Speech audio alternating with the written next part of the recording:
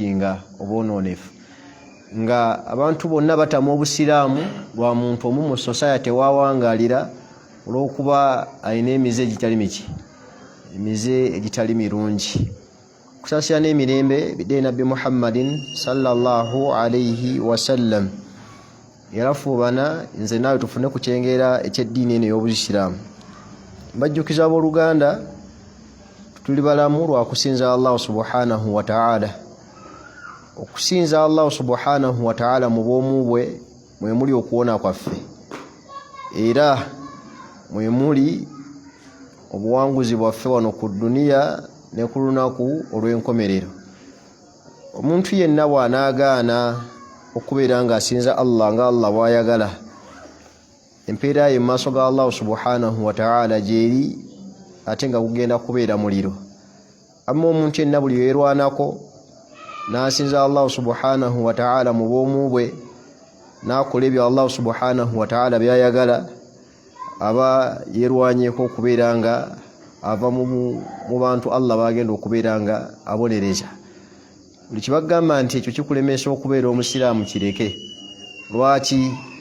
Nti Allah okutonda abantu n'amajinni yatutonda Allah nga tulinako program.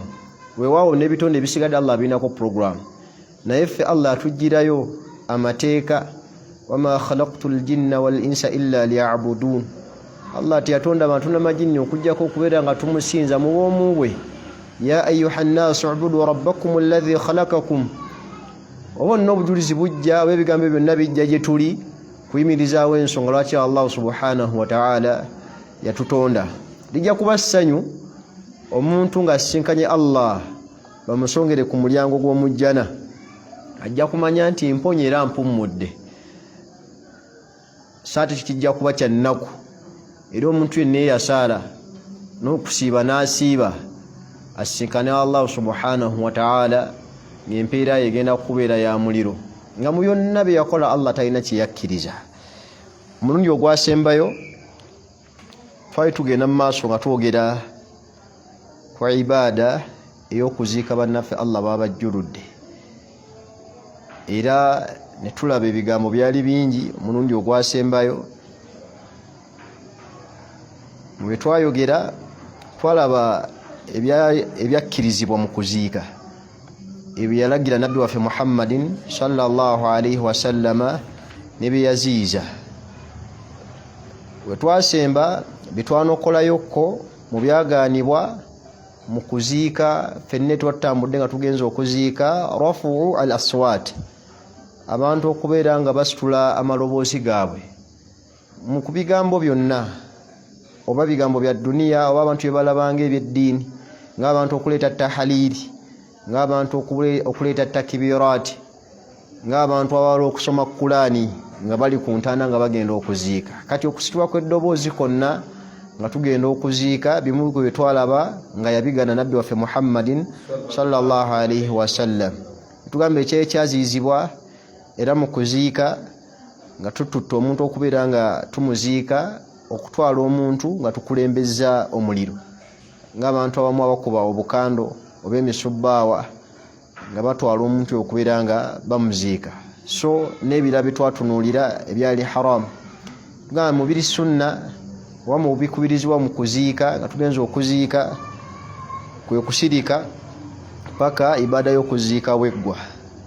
Ekirala ntuga nti abagenda okuziika ababa basse mu ntaana okusoma edduwa bismillah wa ala millati rasulillah lwansonga ga nabi Muhammadin sallallahu alayhi wasallam idha wada'tum mautakum fil qubur, muba muteeka abafu bammwe mu ntaana faqulu bana babateekayo abaana abasatu babeere nga bagamba bismillah wa ala millati rasulillah, basooke kwogera linnya lya Allah subhanahu wa ta'ala, basooke kwogera ku Allah ngera bakakasa nti ono gwe bataddeyo bamuteddeyo ku nkola ya nabbi Muhammadin sallallahu alayhi wasallam. Ekyo nabbi kyeyayigiriza sallallahu alayhi wasallam. So singa ebigambo abantu genda okulaba abantu abamu nga sse mu ntaana n'ayaziina n'akima n'esswala, wali abalala bangamba nti oli asobola okukkayo n'afunirayo ewuzu mu ntaana waliyo abalala nga basookayo linasomerayo alifatiha emirundi 7 akayo obuvidiyo butera okujja mu masimu gammwe oba batera okubeera ku internet eno okulaba nga abantu erifujjo lyonna balikola olina akka mu ntaana ngono imaamu gwe yatugamba wano nti yakka mu ntaana n'ayaziina nga tebannaba kuziika kati abalala wali abafuna ewuzu abalala basooka kusomera suratu yaasiini n'ebirala abantu bebayinza okubeera nga boogera nga bateekayo omufu nabbi kyakubiza sallallahu alaihi wasallam kimu bisimillah wa ala millati rasulillah nsaba Allah atujjulule nga tuli ku nkola ya nabbi Muhammadin sallallahu alaihi wasallam ijja kuba ssanyu nga bakuteekayo nga tibakutaddeyo ku nkola ya nabbi Muhammadin sallallahu alaihi wasallam nga naye gwe bateekayo yenkola gy'obadde ki yobaddeko gy'obadde owangalirako so n'ebirala bitwatunulya bitasobola kuddamu saawa zino tugenda okutandikira era omuntu ng'amaze okuziikibwa waliwo era ebiri haramu abantu ebakola oba ezimu ku bidaati abantu ze bakola naddala ku mulembe guno nga bamaze okuziika omuntu ng'entaana we eri awo otumala okuziika omuntu obusyamu waffe buno yatuyigiza nabbi waffe Muhammadin sallallahu alaihi wasallam biki bye tutalina kukola ku ntaana singa tuba tumaze okubeera nga tuziika omuntu bwe yagana nabbi waffe Muhammadin sallallahu alaihi wasallam adifaga nti wayuhramu albinaa ala alqubur mu byaziizibwa mu kubeera nga tumaze okuziika omuntu ebyaziizibwa okukolebwa ku ntaana kwe kugizimbako tetuzimba ku ntaana ya mwavu oba ya muki ya mugagga okuzimba konna kuba tugamba okuzimba wali abantu naddala ku mulembe guno nga bazimbako ka box bwe kati wamwali mukalabyeko salamu alaykum kyenjogera kwa mukitegeera bazimbako aka box bwe kati ne balekawo wano akatuli mu makkati era nabako omusajja omukulu omu nga bamubuuza lwaki muzimba ku ntaana ate ne mulekawo kana akatuli nga nti kano tukalekawo lwa nsonga nti mwagenda okuzuukukira yani ku lunaku lw'enkomerero nga tuzuukira bo balina entegeera nti agenda kuyitaawo akola atya aveeyo wewetegereza akatuli abasinga balekawo katono abajjuka eri nga tugamba ku ntaana naddala wano e Uganda engeri gye bagisimamu nga bagitaddemu lahadi etuyita mwana adaani naam tugisima mu makkati ku mabbali naam ku mabbali yebeera naye kati mu bantu be bakola kwe kuzimba ku ntaana okuzimba ku ntaana kwonna omuzimbo gwonna kiri haramu yakivumiira era n'akigala nabbi waffe Muhammadin alayhi salatu wassalam lwansonga abantu buli bazimba ku ntaana baba bamaze okwawukana ku njigiza nabbi Muhammadin sallallahu alaihi wasallam era olaba abantu bangi naddala mu bantu bano Allah bawadde ku ssente ng'eddiini eno tebagisomye omwana asobola okusoma nga bakadde be weebali abaana atera okugulwa duweeti nga Allah bakadde n'abajjula onajjulako maama oba taata neyebuuza kikyayinza okukolera maama we oba taata we mu mbeera ey'okumuddiza nga takola atya takiraba bamalirizaga nti kyenyinza okukolera maama wange kumuzimbira ki kumuzimbira malaalo kumuzimbira ntaana yano basanga nga bazitaddeko buli kalonda yenna tinabbi yagana sallallahu alaihi wasallam okuzimba ku ntaana kati wali abalala bazimbirako ddala obuyumba bakuba nti enkola eri nnyo mu bakaafu nga wano wansi bagisementinga ne bagiteekako teeruzo oba ttalazo kati waggulu ne bazimbako akayumba ne bakasereka n'okukola ki n'okukasereka abasiraamu abali wano nga gye batuziika ewammwe gye babaziika ku bijja byammwe nga waliyo enkola eyo ey'okuzimba ku bantu Allah baba bajjuludde gwe kibagambe ng'okyali mulamu kiteeke mu buwandiike ne mu bigambo kibagambe muba mukuŋŋaanya obagambe nti nze bwe mbanga nfudde entaana yange temukola mutya temugizimbako kati byagaana nabbi Muhammadin sallallahu alaihi wasallam yagaana okubeera nga baziika ku ntaana nabbi Muhammad sallama yani mukyala Ummu Salama radiyallahu anha nga batambula ne basisinkana entaana nga nzimbeko ni Nabi Muhammad sallallahu alaihi wasallam mu kugamba Salama muga nti ulaika qaumun yamusongera ku muzimbo wa kuntana ze bali bazimbye kuna mugamba nti ekyo kibiina ky'abantu idha mata fihim al-abd omuddu aba afudde mu bo as-salihun nga mulongoofu yakati idha ulaika qaumun idha mata fihim al-abd salihun omusajja oba singa aba afudde omuntu yenna mu bo nga mulongoofu oba omusajja yenna nga mulongoofu banu ala kabrihi masjidan bakwatanga entaana zaabwe ne bazizimbako emizikiti oba amasinzizo basobola okuzimbako ekkanisa basobola okuzimbako essinzizo lyonna lye bataddeko era mu nsonga ezireetera abantu okubeera nga baseerera ne bagwa mu kusinza ebitali Allah subhanahu wa ta'ala mulimu okubeera nga bazimba ku ntaana oba okubeera nga bagulumiza entaana ezo ne baziteekako ebyokwewunda nga bingi. So kati ffe abasiraamu ekyagenda mu maaso gundi kasumali lwaki togijjeeko bujja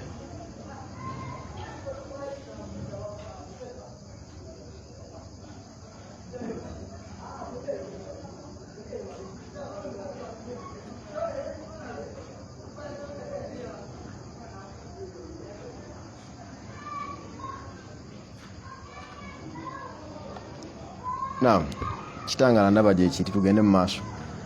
Badde ngamba nti tuzimba ku ntaana effe ng'abantu oba ffe ng'abakkiriza era tukikkiriza. Omulaba mu baganda bammwe nga baagala okugamba nti batereeza bijja kubizimbako temukikola lwa nsonga ezimu ku nsonga ezeetera abantu okugatta kwesibwa Allah subhanahu wa ta'ala mulimu abantu okubeera nga bagulumiza abafu.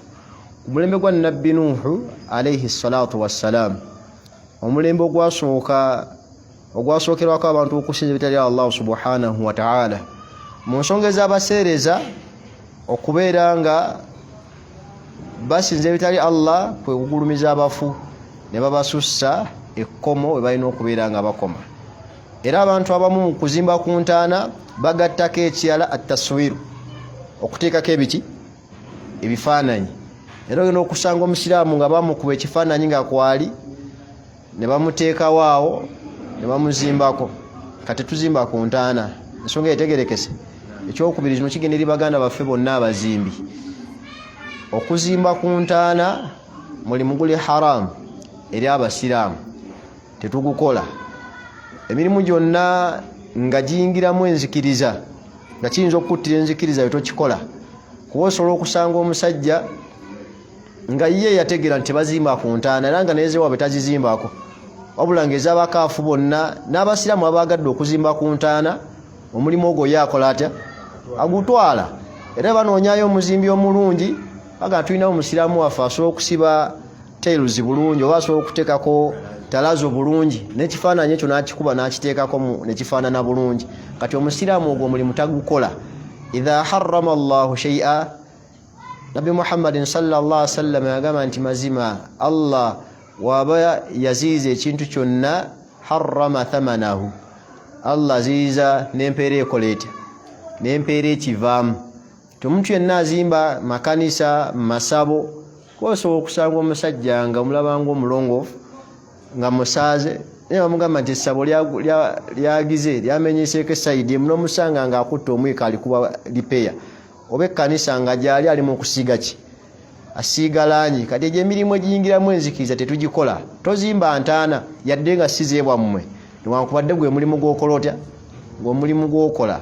Amma okuzimba ebizimbe ebisigadde nga si by'abantu basiraamu bizimbe by'amaduuka bizimbe bya kusulamu ebyo tebirina buzibu muntu kubeera nga abikola. Amma omuntu okuzimba essinzizo oba n'okuzimba ku ntaana kyabaganda baffe abasiraamu abazimbi ensonga eyo okubeera nga bagitegeera era n'okubeera nga bagirowoozaako nti yakigaana nabbi waffe Muhammadin sallallahu alayhi wasallam.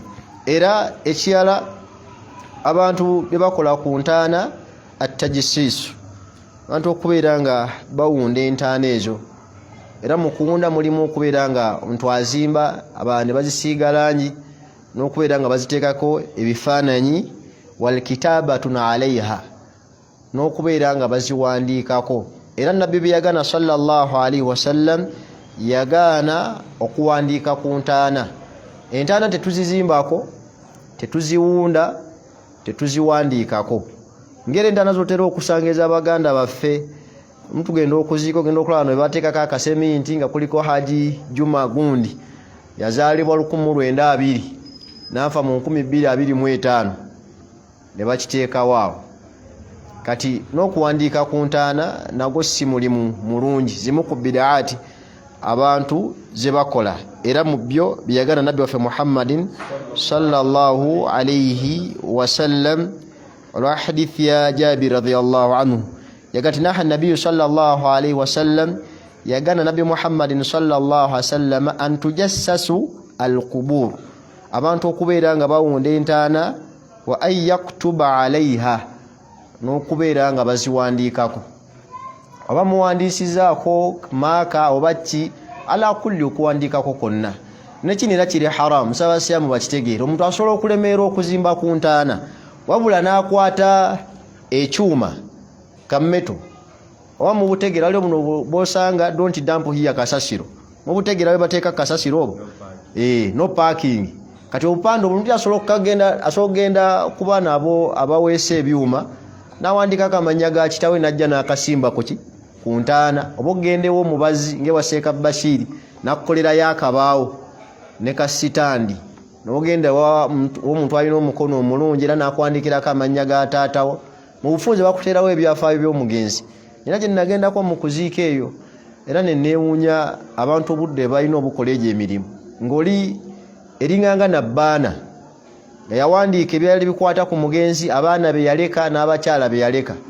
Kati niwebuuza abantu kye baba bafa okutuuka ku eryo eddaala, ne bateekako omwaka gwe yazaalibwamu, gwe yafa, abaana be yaleka n'abakyala be yakola ki, be yaleka. Kati tuwandiika ku ntaana yadde okukozesa empandiika yonna, oba kipapula oba kalaamu oba byuma, lwa nsonga nti era ekyo kyennyini abantu kye bakola limu ku makubo agayambako ku bantu okubeera nga bakola shiriki. Atya omuntu okubeera nga bamunyumiza ku jjajjawo oba ku kitanga nti taatawe yali musajja mukozi, oba buli kye yakolanga, buli kye yakwatangako ng'akola atya, ng'akifunamu, nga buli kyakwatako Allah amuteeramu omukisa. Kati yo okujja n'asanga eno entaana magezi gasobola okumuweza, namugamba nti jjajjaawo ono alina emiki, alina emikisa. Era kyanguyizako n'abantu abo abaloga, abalimu embeera y'okulogaloga, abalimu embeera y'okusimba eddagala, ajja n'ategeera nti eno yentaana ya ssenga gundi, eno ya gundi.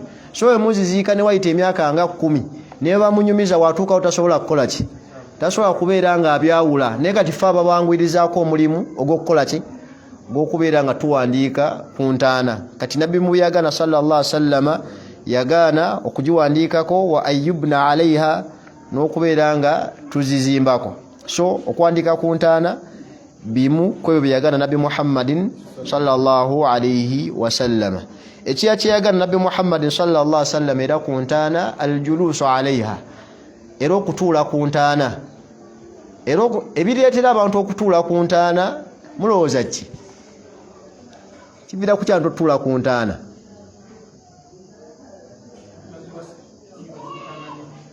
Obutamanya, obutaziwa kitiibwa, nakye nsinga okwagala okuzizimbako.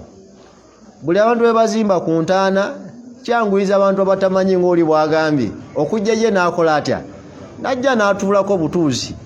Kati nabbi Muhammadin sallallahu alaihi wasallam bye yagaana kwe kutuula ku ntaana.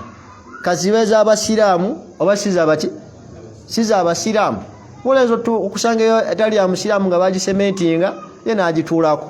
Naye abantu bangi eyo mu byalo naddala nga tugeze ngeno ennyumba y'ekika nga baziika ngaawe emmanju, obasanga bavudde mu nnimiro bakooye, mukazi n'ateeka okwo muwogo oba amatooke n'atuula okwo n'atandika okuwaata, n'asaanikira n'okwo emmere. Olumu ne baanikako emmwanyi, muwogo oyo aba asigaddewo lumonde, bo tebagirabanga nsonga. Ebikuta ne babireeko okwo ku ntaana. Pozi gwe nga tokirabangako, neze nali nkirabyeko. Omuntu ajja ku ntaana okwo omukyala n'ateekako okwo.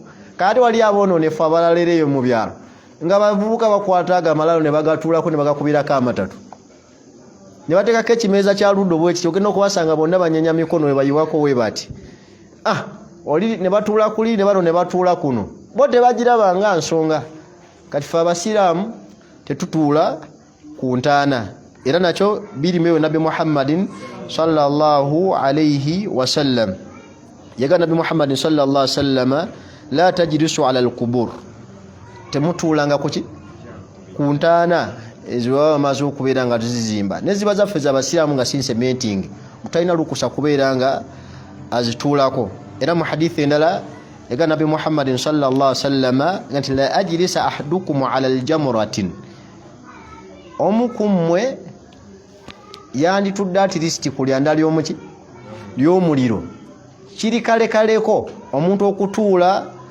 ku lyanda ly'omuliro fatukhurika thiyabahu eryanda ero ne lyokya engoye omuntu ono zakoze atya zayambadde okutuusiza ddala oba eryanda ero ne lituuka ku lususu lw'omuntu yaga Nabi Muhammadin sallallahu alaihi wasallam ekyo khairun kyekisinga okubeera ekirungi ayajlisa ala alqabri okusinga omuntu okutuula kuki ku ntaana omuntu okutuula ku lyandaawo empale nejja oba ekkanzu nejja n'empale nejja paka ku lususu eryanda ero ne limwokya kyekiri kalekaleko kyekisinga okuba ekirungi eri omuntu oyo okusinga omuntu okutuula kuki ku ntaana kijja bwe baziika ngamba ku ntaana oba ntegerekese okisayi nabbi kyalese sallallahu alaihi wasallam nti kiri kale kyandibadde kalekaleko omuntu okutuula ku lyanda ly'omuki kitegeeza nti ekyo nabbi akyeta sallallahu alaihi wasallam mu mbeera yakutamwa kulaga kibi kiri ku muntu kutuula kuki ku ntaana naye abantu tebafaayo abantu bagenda eyo mu kuziika oli naawummuliramu awo naddala abamu ku baganda bafe ababeera mu kusima entaana osanga nga bali eyo bagenze essaawa 2 ez'okumakya naddala ezo entaana ezo ezitali za mulimbo osanga nga bagenze essaawa nga 2 ez'okumakya ne basima paka nga ssaawa 6 we baleeta entamu y'obuugi buli omu naafuna gyakunyula ebikola n'ateeka ku ntaana bw'ati n'atuula kati okutuula ku ntaana era omulala nga atudde ku ntaana mugamba agiveeko ate bagamba okugivaako bawa kisookola otya oveeko lwansonga nti kyoba okoze bimu ku ebyo byaziiza nabbi waffe Muhammadin sallallahu alayhi wasallam kati ebyo tubyewale totuula ku ntaana oba oyagala emirembe oba oyagala okugubira nabbi Muhammadin sallallahu alayhi wasallam anoonyaawo okutuula anoonye entebe waba awulira nga ayagala kukola ki kutuula anoonyaawo okutuula anoonye ebisiikiriza ebirala naye tatuula ku malaalo lwansonga nti onaatuula ku malaalo ojja kuba ojemedde nabbi Muhammadin sallallahu alayhi wasallam era mu bufu bwe bumu nabbi Muhammadin sallallahu alayhi wasallam kyeyagaana era ku ntaana okugikolerako era be bantu okukolerayo emikolo egy'obufumbo okwegatta simanyi bantu mukwano gye baba bagujje okubawalaawala okubajja mu bantu mu nnyumba paka ne basibira mu maki mu malaalo simanyi abantu n'okutya amalaalo abamu tebagatiira ddala wakati nkuyamu akafaananyi omusajja nga ajjeeno omukyala amututte paka mu malaalo bali eyo gye beegattidde maate ne batambula ne bavaayo kati entaana weegwamu naye abantu ebyo byonna tebabirowoozaako bwagirabanga emirembe kati era ababikola eyo baba boonoonefu simanyi muntu nga yawawa mukyala we nga yamuwa amahale nga asobola okumuwalaawala n'amugye waka amutwale mu maki oba okuggyako nga muli basezi notuweesa mu kkuba eddala nti oyinza okuba oli musezi oba olimu embeera ey'obusezi kati ebyo byagaanibwa okubeera nga bikolebwa ekyakyenneerabidde ku kuwandiika ku ntaana abantu okuwandiika ku ntaana nga tuggyeko okuwandiikako amannya gokka oba ebikwata ku mugenzi ekintu kyonna nga kyakuwandiika ku ntaana kiri haramu nga ki nina kinawandise wano nakakijjukira olwo gye nagenda nga waliwo entaana simanyi baba bamala ne bakkaanya kuba nalika baga nti bajja kugikoona eveeko bali bawandiika amannya wansi ne bawandiikako ne suratu yasin aya 5 ezisooka kati wali nga bawandiikako Qur'ani kati era kirimu ebyo byeyaganda Nabi Muhammad sallallahu alaihi wasallam okuwandikako konna. Ekirala wayuhramu israjul qubur, ebyo ebiri haramu kwe kuwa al-israj, okuwa ekitangaala entaana. Kwaka tulinayo abantu oba sente ze ziba zibawala oba kibaki, abantu wano omuntu nga yakafa abantu bejinga n'ebintu bingi. Nina amanya gessasobola kwogeraga abantu bamwe bimanyi wano nga babitiibwa e Uganda balanga babadde ne sente. Eyo waffe Bugerina amalalu ge nalinda biiko nyini gwe yafandoza mu 2012 yali director wa ssomero n'alamba ne bamuziika ne basima entaana 2 koziko nga mukyala we Allah amujjula naye munnagirabako nga weeringa ye bamuziika ng'endala weeri awo ya mukyala we weeri awo agirabaka ne bamuzimbira nga buli lunaku bamusiimula naye twagenda omulundi ogwasembayo nga yameramu n'omuddo bweti. Kati ebbugu mulibaawo wano nga abantu bakaziika abe nga tumuteereyo ekitangaala. Bannange ekitangaala ky'omuntu mu kabuli mirimu gye emirungi gyakola atya gyakola oba ndegerekese wekola emirimu emirungi Allah agenda gikufuulira ekitangaala muki mu ntaanaayo. Ngero omuntu wakuŋŋaanya emirimu emibi wallahi ne bakuteerayo amasannyalaze nga transformer esibukaawo ku ntaanaayo nga wali mujeemu nga wakola emirimu mibi, ekizikiza kigenda kubeerayo mu ntaana. Ekirala abantu simanyi oba bakirowoozaako abateekayo amataala ku ntaana, muzimbyeko mutaddeko ne seminti ate mutaddeko ettaala eba emugasa ki? Abamu balina endowooza mbu esobola okumulisiza wansi gy'abaakola atya gy'abaali. Kati mu byaganibwa kwe kuteeka ekitangaala eba kigwa mu ziina mu kuwunda entaana. La'ana Allahu agamba Nabi Muhammad sallallahu alaihi wasallam, la'ana Allahu za'iratil qubur, yaqul ya Allah subhanahu wa ta'ala abantu abawunda entaana. Abantu abawunda entaana abalala ne bazifuula emizikitikiti, abalala ne baziteekamu ebiki ebitangaala. Omuntu n'ateekamu ettaala mu ntaana y'omuntu oyo Allah gwabajjuludde. Kati etteekamu naam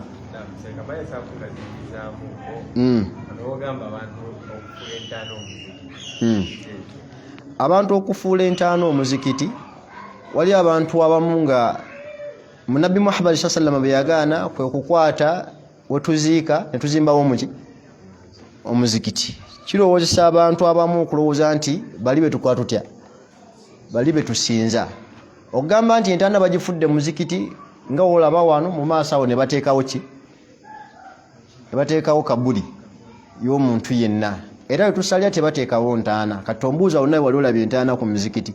Bakikola naye nga bayawukana ku sunna ya Nabi Muhammadin sallallahu alaihi wasallam.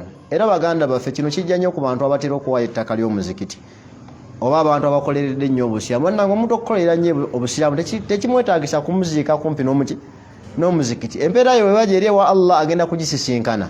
Era ekibanga kyakumusabira nga ekimuteeseza kuba mwaga nti ekimuziikisiza no kumpi n'omuzikiti gwe mbu abamala okusala bamulaba ko bakole batya bamusabire. Allah empeera yajja bano okujja obuza okusala nga yawayo ekifo kimumalira ofune ki empeera. Naye osanga omuntu nga yawandika mu kiraamo kye wembanga nfudde banzike ku ttaka lyange ery'omuzikiti.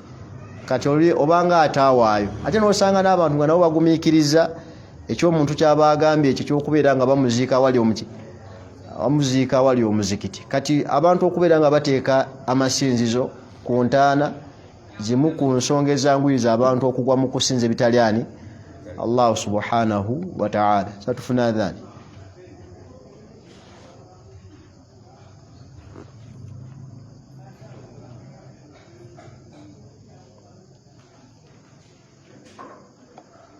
Allahu akbar,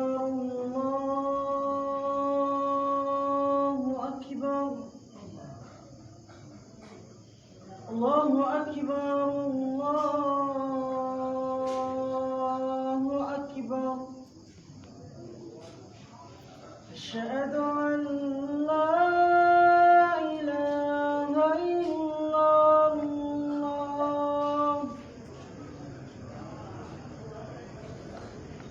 Ashhadu an la ilaha illallah.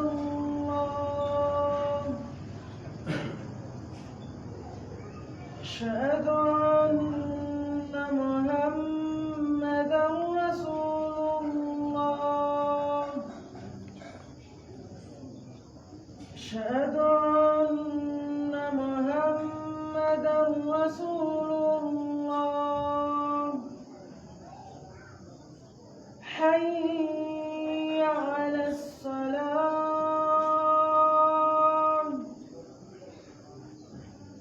حي على الصلاة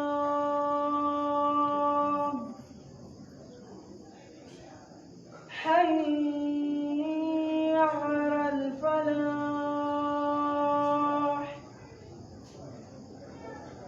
حي على الفلاح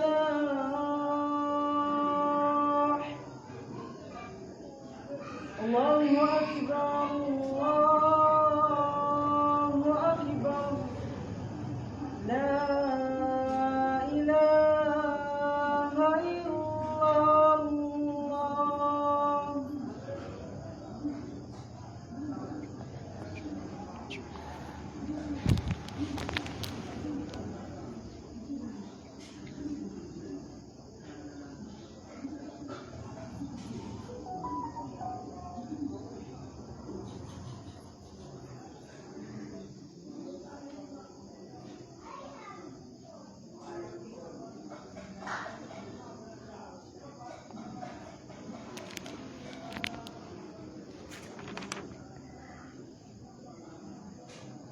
الحمد لله والصلاة والسلام على رسوله صلى الله عليه وسلم وبعد.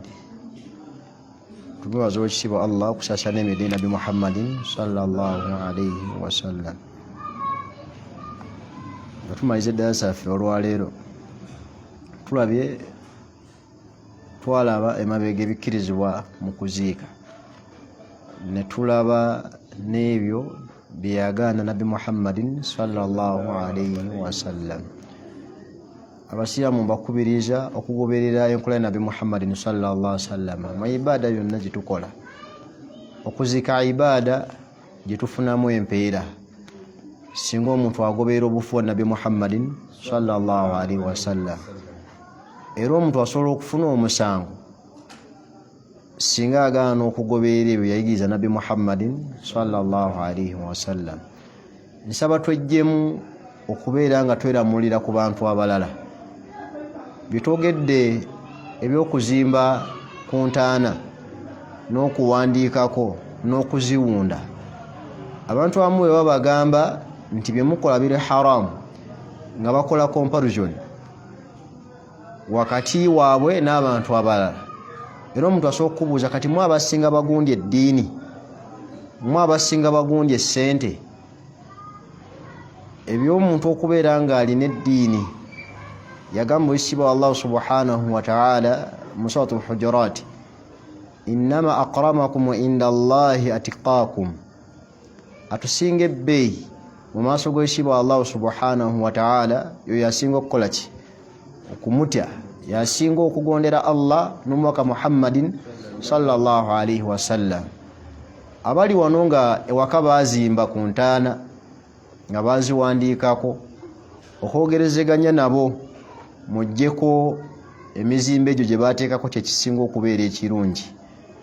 Bonna bayinza obutabategeera lwansonga nti bayinza okuba nga eddiini bo tebagisomera nga tebagitegedde, naye ofunayo abatono be mukkaanya nabo, atisti gwe gaana, atisti mwe mubagambe nti katugire tubijjeko.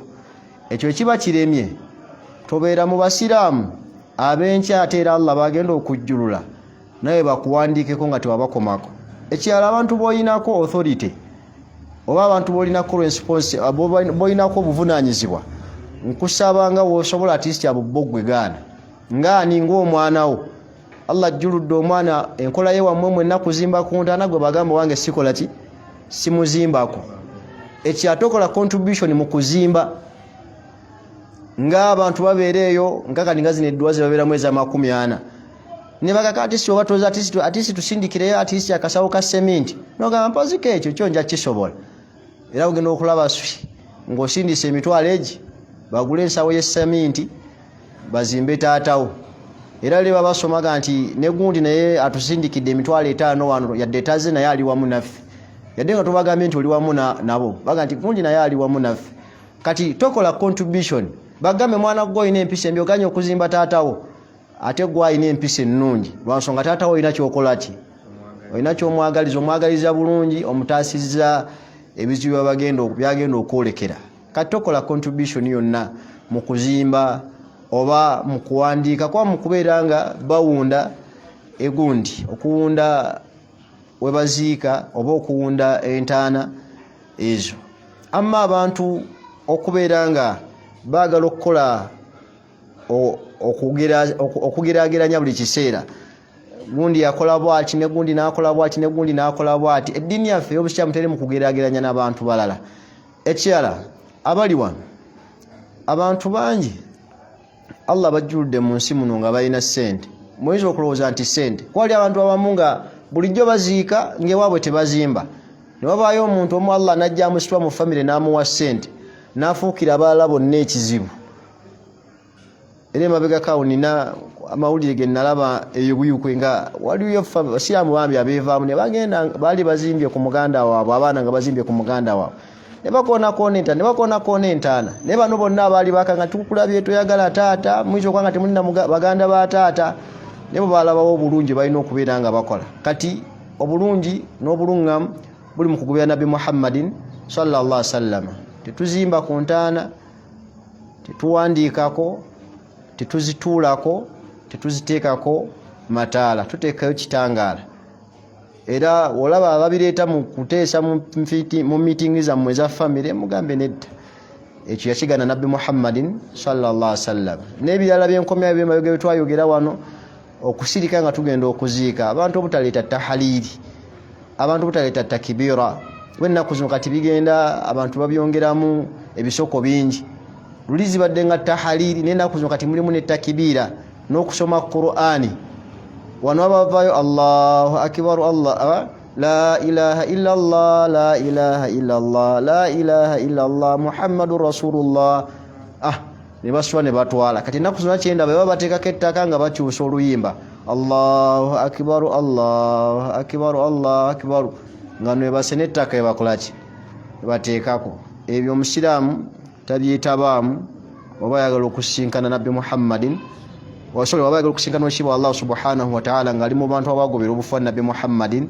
sallallahu alayhi wasallam tujja okusembayo wansi wekitabo kye twatandika ahkamul janaza tugenda kusembyayo omuntu okugamba nti ahkamu at-taz'iya wa ziyaratul qubur ennamula y'abantu okugenda okukungubaga oba okubeesabeesa abantu ababa baviiriddwako omuntu waabwe n'okulambula entaana tujja okusembyayo insha Allah kutandikako katono mubiri sunna mu ddiini yaffe ey'obusiraamu be bantu okugenda bakuyita okuyozayoza kuba kusanyuka okukubagiza abantu oba okubeesabeesa abantu abaviiriddwako muki omuntu waabwe kiri mu sunna ife abagenze okubeera nga tulambula oba okubeera nga tugenza okukubagiza abantu Allah babajjuddeko abantu baabwe hathahu ala sabr okubeera nga tulamira abantu bano okubeera n'obugumiikiriza omuntu yenna agenda okukubagiza oba okukungubaga eri abantu Allah be yajjuluddeko omuntu waabwe kyalina okubeera nga akubiriza abantu bali kwekubeera nga beekwata ku bugumiikiriza n'okubagamba ebigambo ebibawa essuubi so okubagamba ebigambo ebibamalamu amaanyi wali abantu abamu nga baserera ne bava ku nzikiriza olw'omusiiba ogw'okufa Allah gwaba aleese mu famire yaabwe kati nga kiyerife abagenze okukungubaga oba seekogambye ki mu Luganda ekirala okukubagiza okubeera nga tusibiira abantu abo okubeera n'obugumiikiriza nga ki okusanga omuntu oba omukyala ng'afiiriddwako bba oba omwami ng'afiiriddwako omukyala omugamba nti omukyala Allah amututte naye nkusaba Allah akunyweze n'omu ebigambo nga byakugumiikiriza nga nsaba ogumiikirize Allah ajja kukukyusizamu ekikyasinza okubeera ekirungi naye abantu ebiseera ebisinga naddala ku mulembe guno abantu betugamba nti bagenze kukungubaga oba kukubagiza yasinga ate okunnyika omuntu gwagenza okukubagiza namugamba oza taata mwe yafudde bufi olowooza yeefiiridde